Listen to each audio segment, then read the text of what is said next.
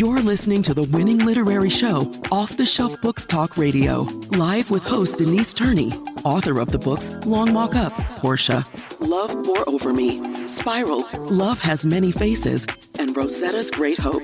Turn up your dial and get ready for a blast of feature author interviews, 411 on book festivals, writing conferences, and so much more. Ready? Let's go.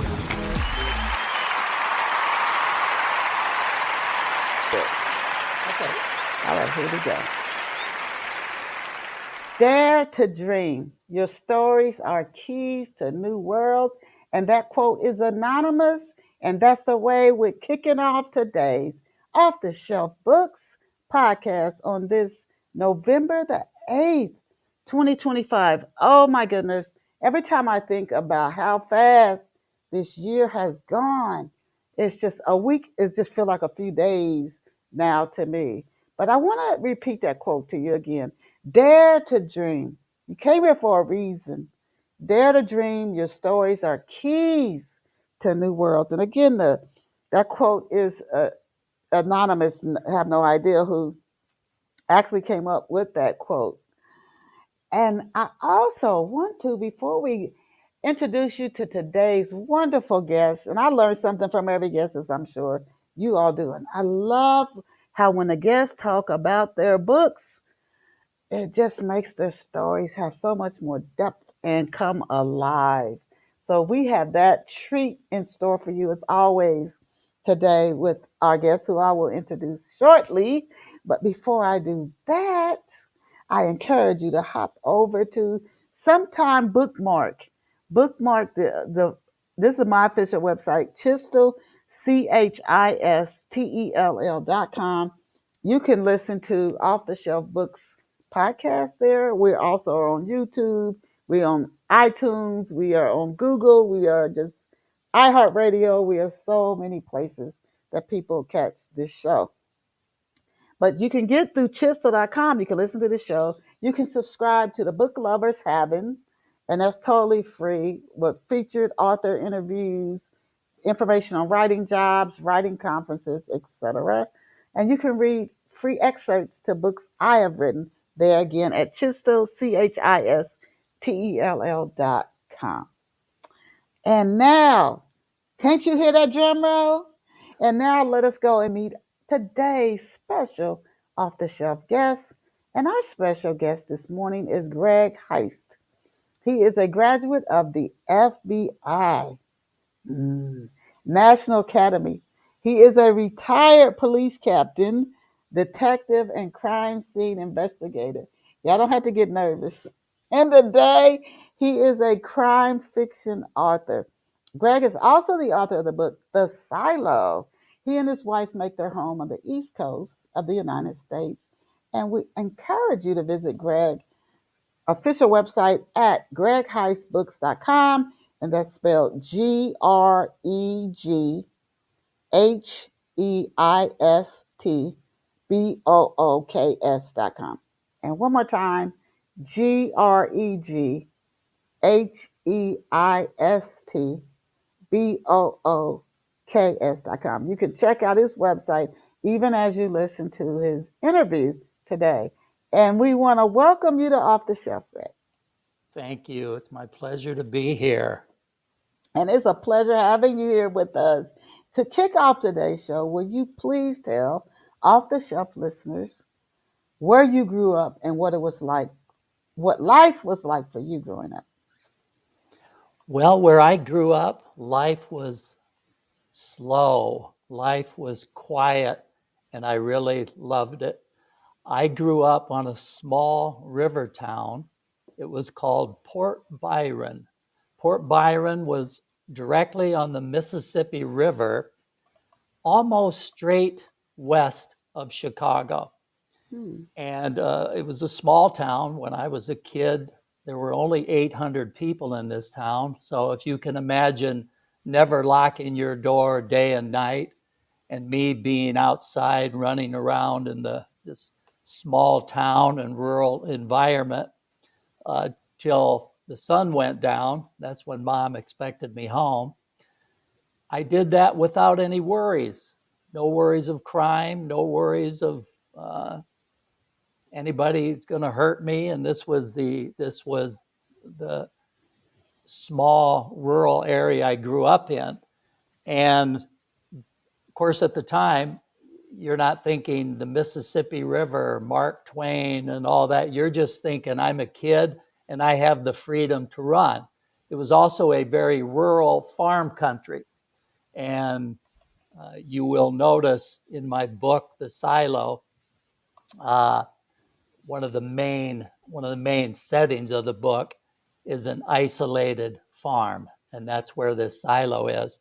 And my grandparents farmed, and all my friends farmed, and I spent most of my time during the summers working on farms, although I personally was not on a farm, but it was just part of my life, and I loved it.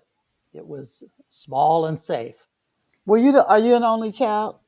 No, I'm not. I'm actually the youngest child of four. I have an older brother, 10 years older than me, and then a second brother, and then a sister. But I am the Oh, youngest. okay. Okay. Now, when you were a little boy, you tell us you grew up in a small rural town. You could play outside without a care in the world until sundown when your mom expected you back in the house. Now, when you were a kid, then what did you want to be when you grew up? Well, at that time, I didn't think that much about it. Now, as I got older, maybe high school, uh, I started thinking a little bit more about it. And I was so heavily involved in sports in my high school that was all I could keep my mind on. And of course, every child wants to be a professional athlete. So I had it in my heart that, boy, I could be a basketball player someday, and did go on to play college basketball at a small private university near my home. And I realized that there was not going to be much of a future in it. And I actually started looking at law enforcement because I had a brother. My one brother is almost 5 years older than me, and he was a police officer in Moline, Illinois. And I eventually got on with that department and ended up spending my career there. Interesting. I was going to ask you what attracted you to law enforcement. So you kind of stumbled into that career. Now, who or what inspired your love for writing books? Boy, that is such an interesting question. And for me, a little bit of it has to go back to my reading of books, which a lot of people think authors, they must just read all the time and love books so much that they read constantly. I was a little bit on the opposite side. I had trouble with reading. Now, I know for a fact now at my age, if they would have had the technology and the teachers and the professionals, they would have definitely diagnosed me with many issues when it came to reading, from Mm, dyslexia to uh, attention deficit disorder for sure, because I couldn't keep my face in a book for more than a couple pages, and I was already looking outside the window, mm, waiting to get outside. My teachers knew it, but I then sort of became afraid of reading. I hmm. hear some authors talk about, oh, I read everything that laid around. Well, I avoided it because I had trouble reading. So for me, in school, it became a little painful if I didn't do well on a test or if I didn't understand a book. And a lot of times the teachers thought, uh, he just doesn't want to do the work. They never thought back then that maybe there are certain things he can't catch on to. But the one thing I noticed, if I had an assignment to write a little story, I sort of enjoyed that. And I Ah, could write it as long as I was telling it, and it was my story, and it was for other people to try to understand instead of the other way around. So, interesting. I don't know what it was. I don't know what would cause that, But I thought to myself, now, back then, of course, I never thought about being an author. I just felt like I seemed to be a better writer than reader. Mm. And that went on in police work, that was validated because of the immense amount of writing I had to do as a detective. Ah. Now, how do you today, Greg, how do you use your law enforcement background to develop novels? It's more, I would say it's a generic sense overall of what detectives do.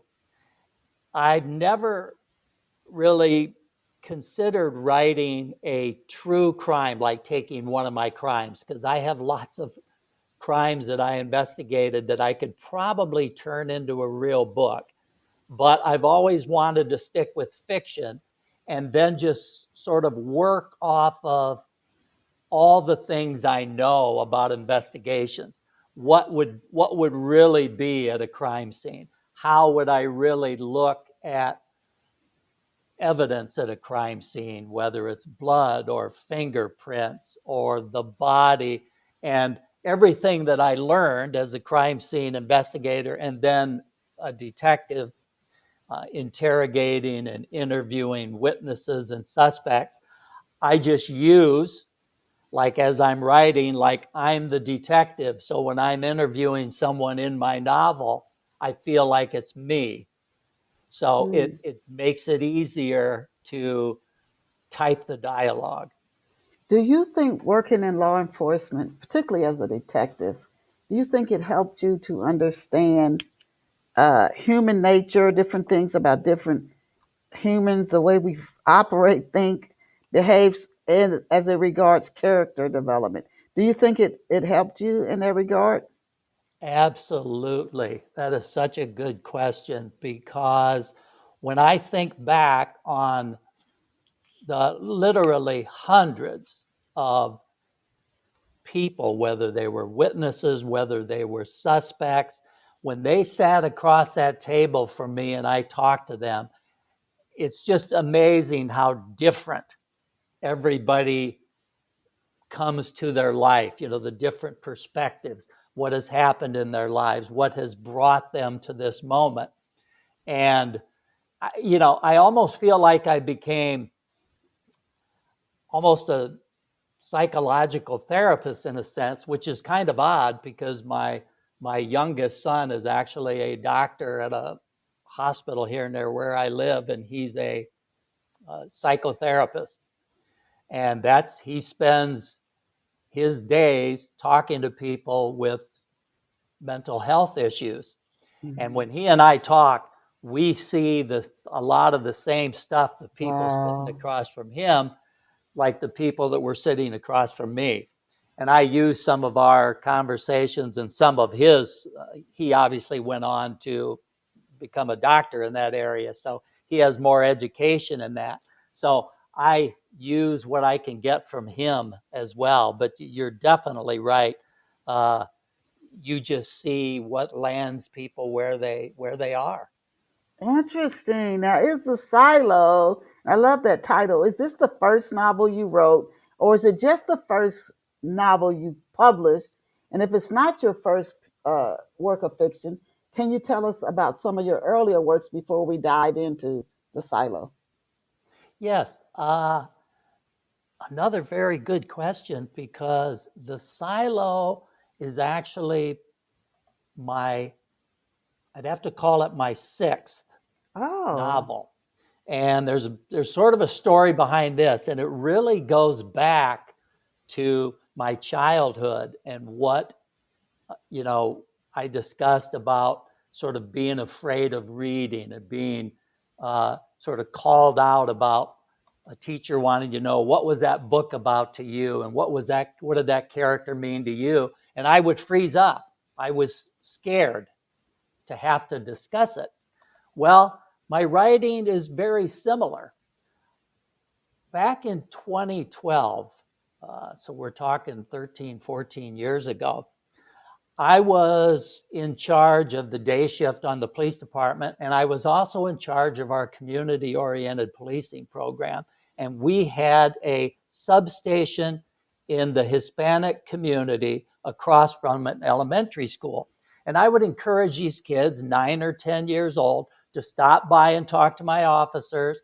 And they would do that. And of course, the officers would have some candy and they'd talk to them. And one day I thought, let's get a little library going. So I got a bunch of books donated and we got this library going, and the kids could check some books out, and it also gave them a reason to come by, not just for candy, right? So they would take out books, and then I would talk to them sometimes, and I would read to them. So I decided I'm going to go out to Walmart, and I'm going to buy like 10 beanbag chairs, and I'm going to set up a room, plop down these beanbag chairs, and these kids can come in, sit, and I'll read to them. Well, right before I retired, these kids sort of challenged me, and I don't think they really meant to challenge me, but they said, Captain Heist, we want you to write a book for us. Write a book and read it. Oh, So okay. my very first book was actually in 2012. It was a children's book called Johnny Copper and the Case of the Missing Chocolate. And it Wow. was for third and fourth graders. And I knew nothing about self-publishing.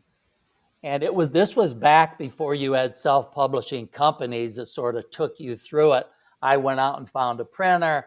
I went out and found an artist to do and I did all this stuff myself, but I never put it on Amazon. I never really, or any other website to sell it per se. What I wanted to do was, when I retired, I would go around and give talks to elementary schools, and then every child in the class would get a free signed book.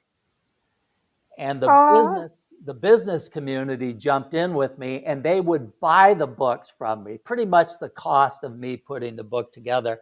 And I'd have some business people that would buy 100 books for a school, or wow. 150. And I can remember signing like 3,000 books. They were stacked in my basement. I just signed them for the next school, you know. And I'd go and Wow. I'd give a half-hour talk, and then everybody would get a free book. And that was my real first book.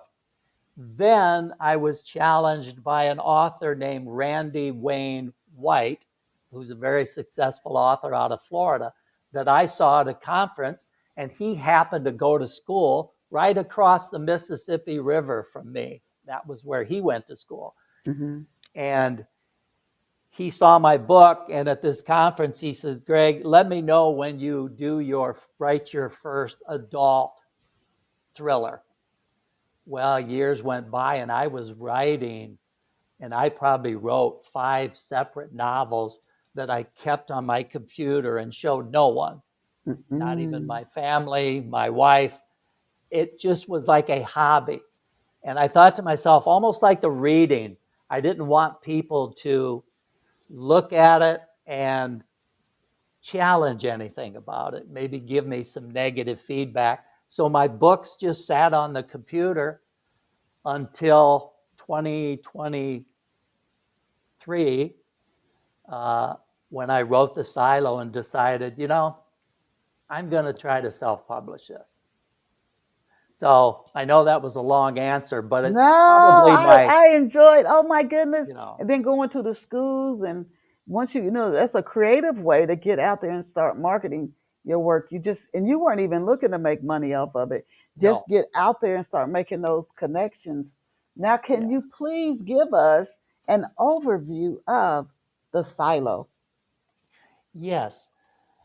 So what I did with The Silo is I merged, what I learned in my career, which sometimes I look back and go, how did a kid from a little Port Byron, this Mississippi River town where there was no crime, go on to work as a detective and try to solve crimes? So I can't explain how that happened, but I merged my youth with the farms and the silo and the knowledge of the rural small town life.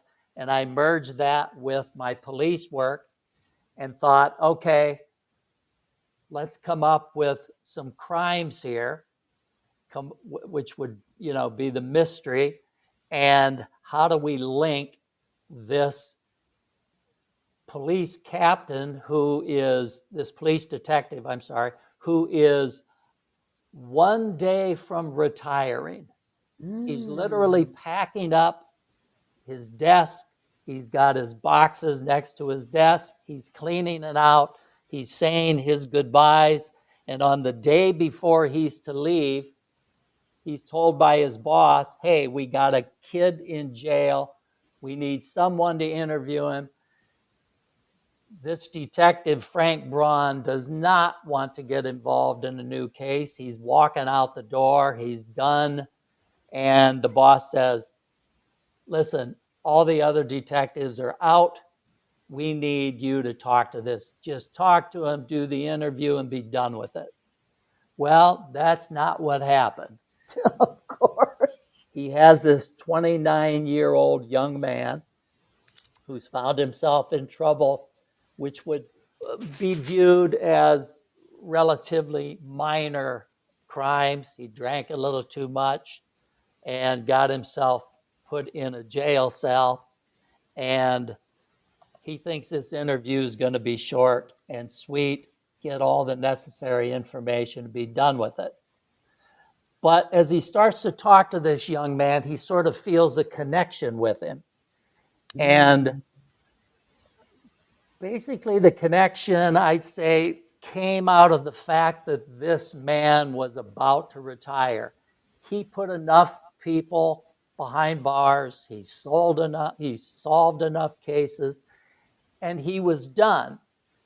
But what he saw with his 29-year-old was that there was a 3 strikes law that could affect him because Mm. he learned 8, 9, 10 years earlier as a dumb teenager, he got himself in some trouble and he had a couple crimes on his record, which now this arrest could fall under the law of 3 strikes, which could Mm. put him in prison for many, many years. Well, Detective Frank Braun knew this kid could not handle prison. So he said, hey, you have a choice. If there's anything you can tell me about anyone, anybody, you're going to have to figure out if you're keeping anything to yourself, because I don't know how else you're going to get out of this. It's going to be up to the prosecutor.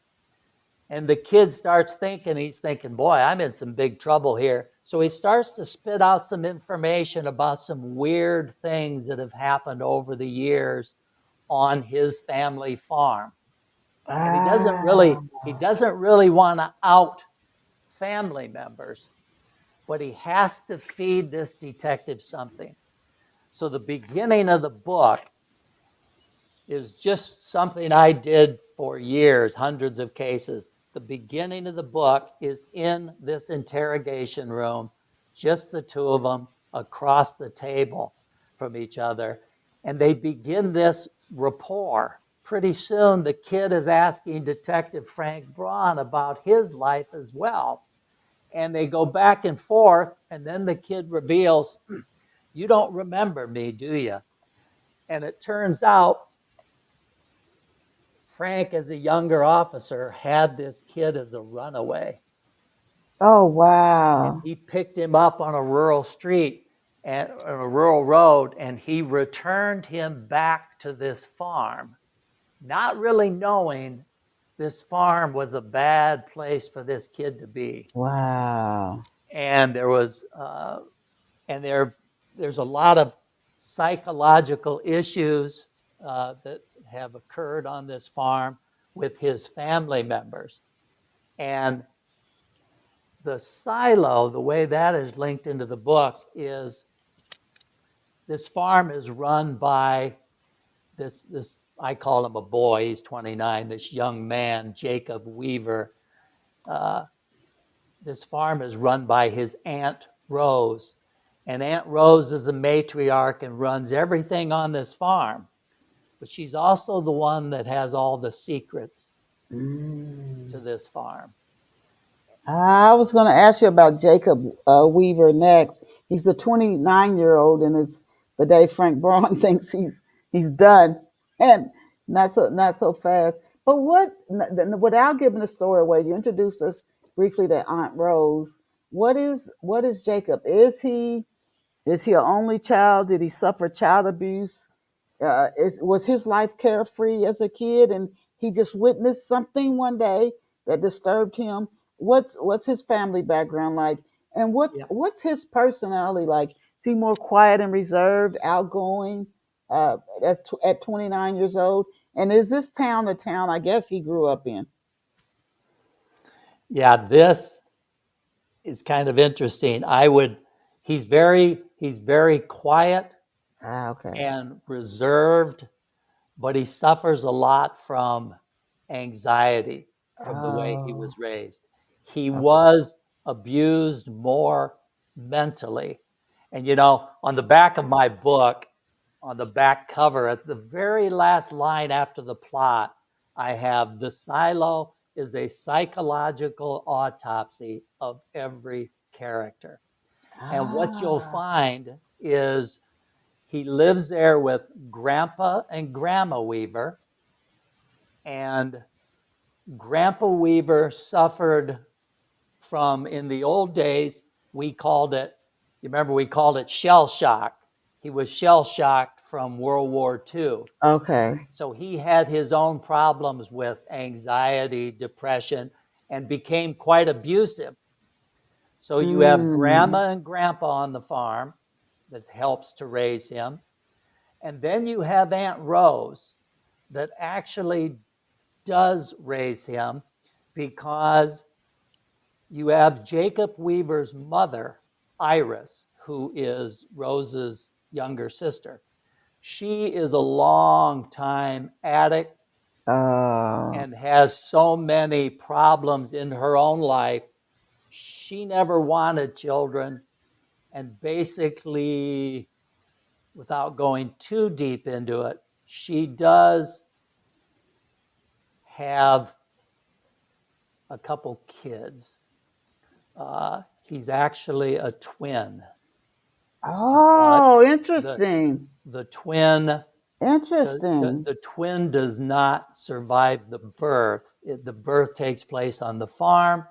Aunt Rose delivers her sister's child, but she totally ignores Jacob and doesn't want him. Oh, She actually wanted him aborted, but it didn't happen. So now oh, she turns her over to her sister Rose and says, "He's yours. You didn't do what I wanted. He's yours." But she was such a terrible addict, she didn't even know she was pregnant. oh my gosh. So there's a lot of turmoil there. And his mother, Iris, came and went from the farm. She'd be gone for 6 months, a year, and she'd come back to Grandpa Weaver for some money or a Okay. car or something. So this was her problems were terrible, which caused the aunt to become even more of a matriarch, so to speak, to run that farm with an iron fist. And by golly, she was going to take Jacob, raise him the way she wanted. Uh, this is actually, there's a little thing in the book that I don't want to spoil, but there's an interesting thing about how she wanted uh, Iris to get pregnant, because Rose wanted to take the child under her own wing and become his mother. So even though she's an aunt, she mothers him the best way she can. But because of that relationship, he would see things that his Aunt Rose did on the farm. So he believed he knew the secrets and the lies and the crimes that had been committed. Wow. Uh, and he slowly spills them. Well, I have Detective Frank Braun showing how he gradually pulls this information out of him without without the yelling and screaming that sometimes you see on TV. The detectives are yelling and screaming and demanding a confession. Well, Frank goes another direction, and he sort of pulls this kid in and talks a little bit about his personal life, because every character in this book has their own problems, and that includes Frank Braun. Oh my gosh, that was a good. So let me ask you real quick because I have a lot of questions I want to ask you, and I know I won't get to them all. But does Aunt Rose have any kids of her own? And I'm going to assume no. Any She does not. biological children? She does not. And Ah, that was why you'll see there's really some manipulation in a way with her younger sister's pregnancy, because oh, secretly, without telling her sister, Rose's plan was to take the child and take Jacob wow. and raise him as her own, knowing her sister would never want to and would never fight her on it. Oh my gosh. And they Can, had a very volatile relationship as sisters. And what's sad about this, and you touched on it earlier with your question, this was because of the abuse by the grandfather. So we have the grandfather's psychological problems from World War II, and then his abuse towards his daughters, Rose and Iris, and then the abuse goes right down to Jacob. oh And my that goodness. that involves the silo, that involves using the silo as fear if they did wrong. Uh, and the silo for me becomes a psychological representation of two things. One, you'll find in the book, I talk about the peace and quiet that they find when they climb up to the top of the silo and get away from the world and look out over the fields. And then the second part is the fear and the fright that the grandpa imposes on not only his daughters when they were younger, but also now Jacob. And he used the silo to instill fear into them. When Wow. you think of that timeout that maybe our parents put us in, that timeout, you're going to sit in Yes, this yeah, chair yeah. over Uh-huh. here. Well, Grandpa Weaver used the silo as his fear. Wow. Now, can you tell us about? I love how you're digging into your characters and how everything connects. So, Braun, what's his personality like? Is he married? Does he have children? Is he a laid back, easygoing guy? What's he like? Well, Frank, uh, interestingly, I have Frank as similar to many of the officers that I worked with for many years. When I came on the department, I got sort of linked up with the more senior officers through some of my assignments. And a lot of my officers that I worked with were 9 or 10 years older than me. They were that different generation. I would call these guys the Vietnam generation. Hmm. Like my oldest brother was in Vietnam. A lot of these officers I worked with came home from Vietnam and they became police officers. And when I joined the department, so many of these guys were like heroes to me, because I knew about what they had to go through and what they did. A lot of them suffered in silence, but they did their job. And Frank Braun, to me, was kind of one of them. I think of Frank as that Ah. one of those guys that were 10 years older than me, and he's just sort of an amalgam of 5 or 6 characters that I worked with. He was a he was a former Marine. He was in. I tell a pretty good story, I think, about a time in Vietnam when he had to kill the enemy right up close, and it really affected him. He became an alcoholic, Hmm. and that's part of the story. And that's this connection between him and Jacob, because I told you Jacob first met Frank when he was a runaway and Frank was a police officer that picked him up. Well, there's a little thing in there where Jacob reminds him during this interview, yeah, when you picked me up as a runaway, I smelled the alcohol on your breath. Oh my goodness. You should not be drinking while you're working. Well, Frank was an alcoholic at the time. And he knew, although he had not taken a drink for like 15 years, here's this young man, Jacob, sitting across from him now, reminding him, you know, you don't remember me, but I remember you. And I remember you dropped me off at that farm because my aunt had that holding over your head that you'd been drinking on duty. So Oh Frank wow. Oh my God.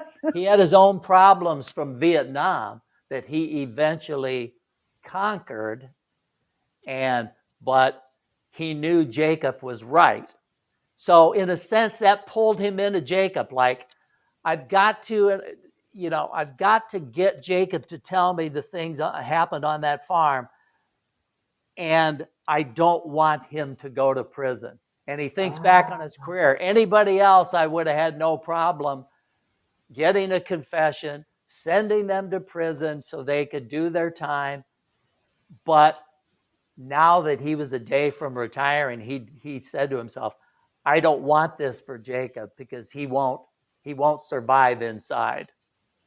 How old is Aunt Rose and how old is the grandfather in the story? Yeah, I reveal, there's a couple things I reveal in here later on in the book, and it's intentional, that this all took place around 2005. Okay. And I reveal that in a scene actually towards the end where there's an old farmer and he's sitting in a cafe, and Frank Braun is done with the case is done. It's basically solved. And Frank, all he wants is a hot cup of coffee. Drives himself to this cafe, which he's been going to for years. And he walks in, and the only person in there is this old man. And he thinks, I'm going to ask if I can join him. So he sits down and they have this conversation. And that's how it comes up that the year is 2005. Okay. So that would at the time he's dealing with Jacob in the interview, he's in his late 50s. Okay. And Aunt Rose is around the same age. Oh. So they are sort of from that same era. So, you think of Frank Braun, late 50s, Aunt Rose around that age, and then Iris, the mother, is a little bit younger. And then Grandpa would have been, I'd have to do the math how I have him. I don't know if I specifically give an age, but he's late 70s. Oh. So he's, if he were alive today, he would be well into his 90s. So the year is 2005. So, you're talking 20 years ago, basically. Without giving this story away, Aunt Rose, I'm picturing her in my mind, and I don't want to do that. And for our listeners, I see a very hard, cold, callous, hard woman. How is she when she first takes um, Jacob under her wing when he's just a baby? How is she, and does she become harder and more calloused as time goes on? Well, the way I have Aunt Rose is, I don't really have her as taking him as an infant and saying, I love my little baby, and she's sort of emotional and loving and attentive, and she's still this hard, tough gal without much of a conscience. A lot of it due to the abuse, and I won't give away all the abuse, but there was some serious abuse with Grandpa with both Rose and Iris, which turned Iris into an addict. And Rose was a little older and fought, becoming an addict would have been a way out for Rose. By God, she's going to be firm and tough and just get through this world on her own, which she did. And she had to become a tough cookie to do it. The problem with Rose was, even though she did not abuse Jacob by no means. She was just this hard, tough gal that raised him because she had to, because her sister could not do it, and Rose could not have children. This was really her only way. Now, one thing I wanted to do for the readers, because I thought it would be interesting, I hope you might get a kick out of this too, was Rose was very hard and tough, which then led her to being the same way with education. She thought sending him off to school was a mistake because, No. by gosh, I can teach him right here on the farm. He doesn't Oh. need to get on a bus to go down here to school. So I can teach him. And in a sense, she accomplished that because he turned out to be quite bright, and she had once spent some of her time as a librarian in a local small library. What the funny thing was, she was basically stealing all the great classics from the library. And Oh she my was goodness. bringing them home to the farm. And Jacob talks to Frank about how, we had books all over the place, and I didn't know where they were coming from.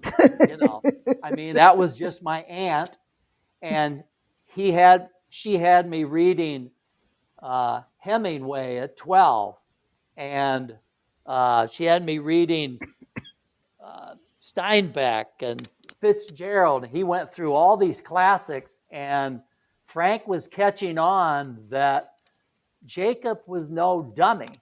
Yeah. He had read the serious classic materials because the one thing she did do for him as a mother, really his aunt, was get him all these books and made him learn from them. So that was one angle I took with her, even though it didn't totally make her this great emotional, tender mother. She did think, by golly, my son is going to read the best materials. Oh my gosh.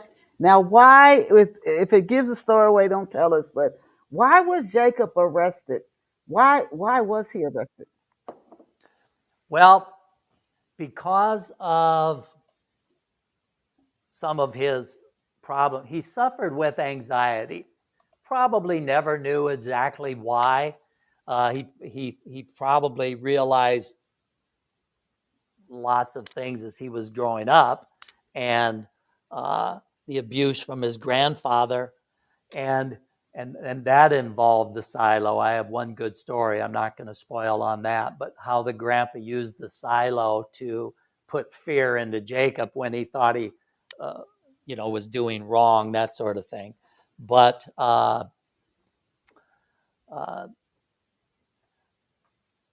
let's see, what was your question again? Why did he get? Why Yes, was Jacob? the arrest. Why was he arrested? What Well, did he steal something? What did he do? he drank a little too much, trying to calm the anxiety. The problem was it was in the morning, and he was caught driving.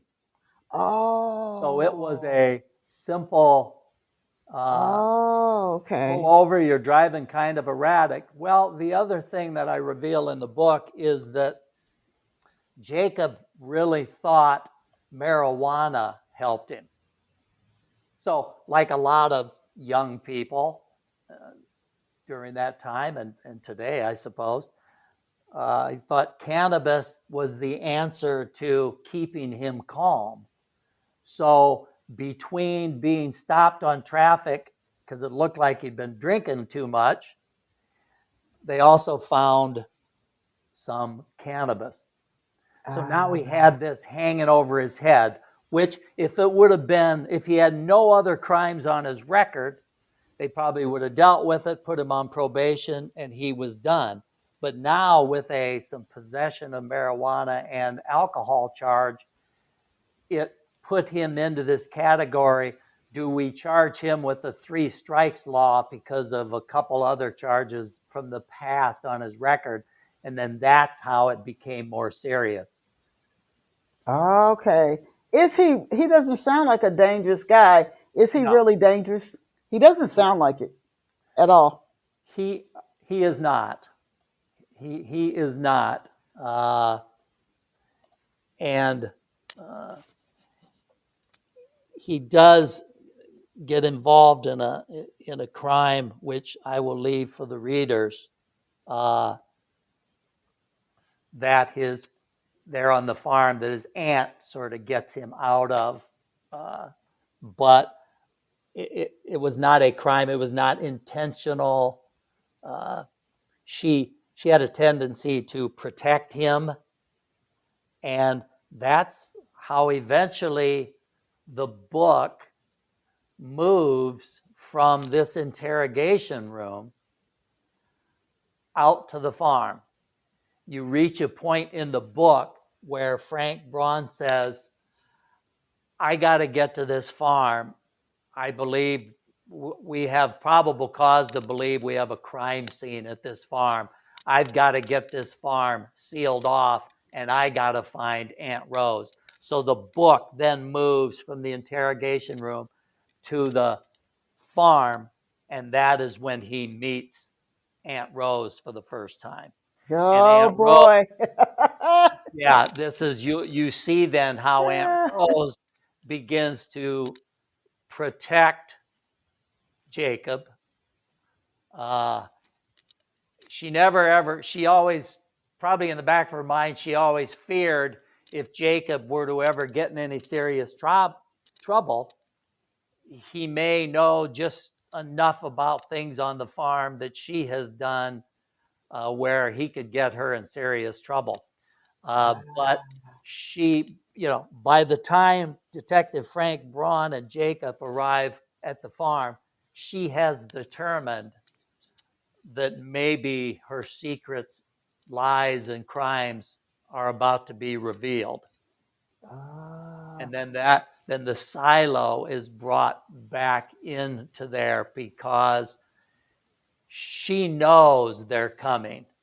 And when he arrives at the farm, they cannot find her anywhere. They can't find her in the house. They can't find her in a barn, out in the shed, nowhere to be found because she has climbed to the top of her silo, which was a place she would go when she was younger and abused to just look out over the farm, take in a sunset, try to find some peace.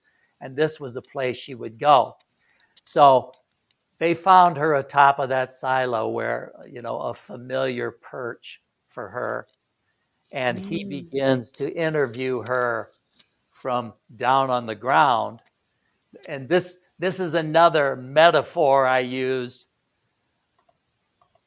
When you think about him interviewing Jacob, he's across the table, like, you know, mano a mano. I'm here, you're here. The only thing that separates us is this wooden table.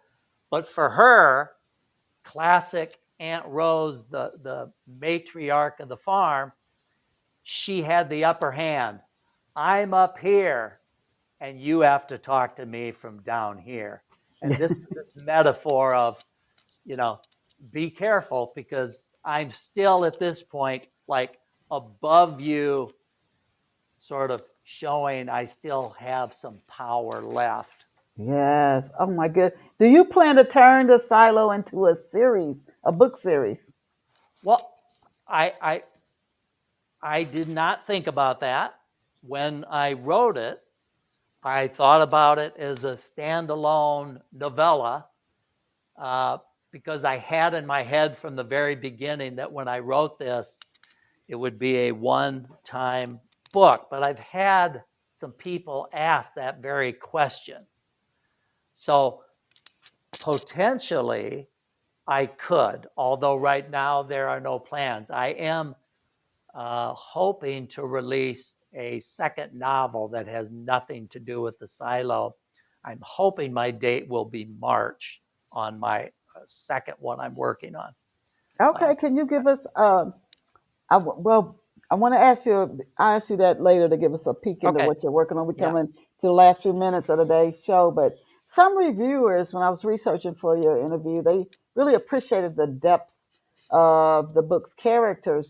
What process do you follow when you develop characters? Do you do a character sketch, a bio on your characters, an outline? How do you develop your book's characters? Well, it's sort of interesting how I go about it.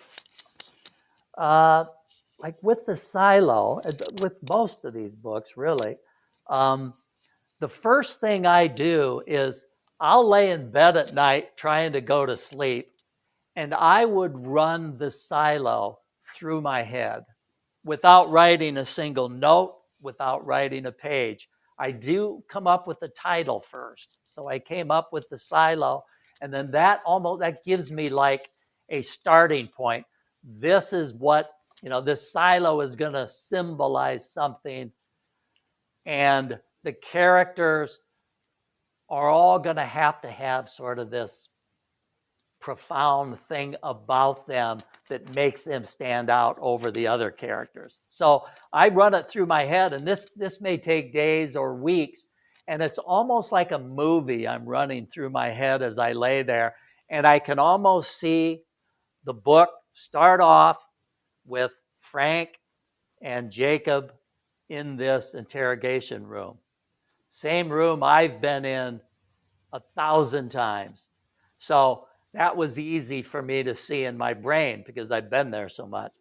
And so I picture that. I picture the dialogue. Now,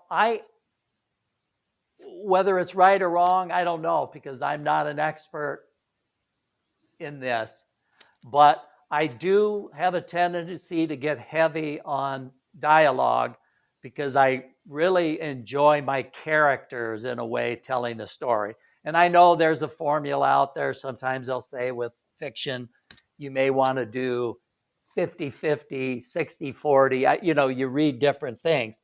Well, just to give you an idea, when I first finally started writing the silo, I sit down and I develop the characters and the plot almost as I'm going along, almost as if I'm investigating a real case. I don't know the outcome. I don't know what's going to be behind this door. I don't know what's next in this investigation. I have to just keep plodding forward and let the evidence and the information come to me. And I sort of do that with the book. I don't write an outline.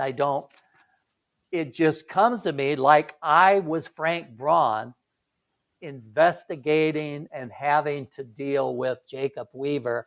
And as it moved, now I already had it in my head somewhat from all the, running it through my head. And then I tell myself, Frank Braun needs to be like this. Frank can't be this perfect cop. He was divorced because of the drinking and the problems from Vietnam. He had two older children that they weren't totally estranged, but it was that situation, divorced father, heavily involved in police work. So there were lots of issues there. And then I thought, Jacob Weaver, how do I build him. I can't just have him as some 29-year-old young man off the street that has nothing going on in his life. He has to have some issues. So the anxiety was obvious because of the abuse. And then, so I look at each character and I take Iris, his mother, and say, well, as an addict, that speaks for itself, the issues she's going to bring to the book. When I think of Aunt Rose as a matriarch and a very powerful woman that didn't have much of a conscience, it's obvious what she's going to bring to the book. And then the same with Grandpa and Grandma, and just sort of right down the line. And then continue on with the book, trying to use all these different things that the characters sort of bring to the book. Okay. Now we are coming to the close. Can you give us a real brief synopsis of your next book, which you said you hope to have out, I think, was spring of 2026? Can you give us a brief overview of that novel? Yes. Now this one here is a full-length novel. Just so you know, the silo is roughly 160 pages, right around there. This will be, 350. Okay. And once again, I sort of use a psychological thing that I want to be a theme throughout the book, and that is revenge. And I ask the question, is there ever a time where revenge is okay? Or is it always bad in every situation? Or do some people believe it's okay? And I want all the readers to come to it and think to themselves, if this were to happen to me or someone in my family, would I think revenge is okay? The working title is Tap Twice for Revenge. Mm. And you're going to find that tap twice, I won't go too deep into it, but tap twice comes from a thing called double tap, which is something that we are taught in firearms training at the police academy. And it is a strong part of the book. And it basically delves into 4 college girls that decide before they graduate they're going to take their last little 3 or 4 day spring break to Las Vegas, and they find themselves in deep trouble with a motorcycle gang that commits horrendous crimes on them. And many, many years later, my main character in the book finds out, and he is a lieutenant from the Las Vegas Metropolitan Police Department. And he's completely familiar with this motorcycle gang and some of its members, but he does not know his daughter and these 3 girls had these heinous crimes committed on him. But when he finds out, the question of revenge comes up. Yeah. And Oh my gosh. that's what it's about. Yeah. Okay. Where can off the shelf listeners get a copy of your books? Well, they can get the Silo is on Amazon, has been since 2024. So you get that in paperback and ebook. And if they go to my website, www.gregheistbooks, they can check it out there, and they would be directed to Amazon. Obviously, the bookstores can go through Ingram Spark. And so I'm hoping for around a March release for Tap Twice for Revenge. Oh my goodness. I can see now we haven't didn't dig into real deep the tap twice. We just didn't have time, but the silo, I can see that as a movie. So I've really enjoyed having you on here today. And for our listeners, if you came in midstream, no worries. I always say once it finishes the show, finish the stream, and you can listen to it in its entirety and share it as much and as often as you like. But today, our special guest was Arthur Greg Heist. He's a graduate of the FBI National Academy, retired police captain, detective, and crime scene investigator, which I know plays a good, a real life help, as he wrote, The Silo, which is what we dug into today. Very interesting novel and has received good reviews. If you want to learn more, even about The Silo or Greg and his upcoming book, which he's expects out in spring of 2026, I encourage you to visit his official website at gregheistbooks.com, and that's GregHeistBooks.com. We so enjoyed having you on Off the Shelf Books, Greg. Thanks for taking time out of your day to be here with us. And to our listeners, as I always tell you, first of all, thank you for being here with us. And you are just so amazing. You are incredibly just wonderful. Please go out and create a fabulous day for yourself. See you back here next week. Greg, I'll shoot you an email when the show finishes streaming. Thank you so much. Bye for now.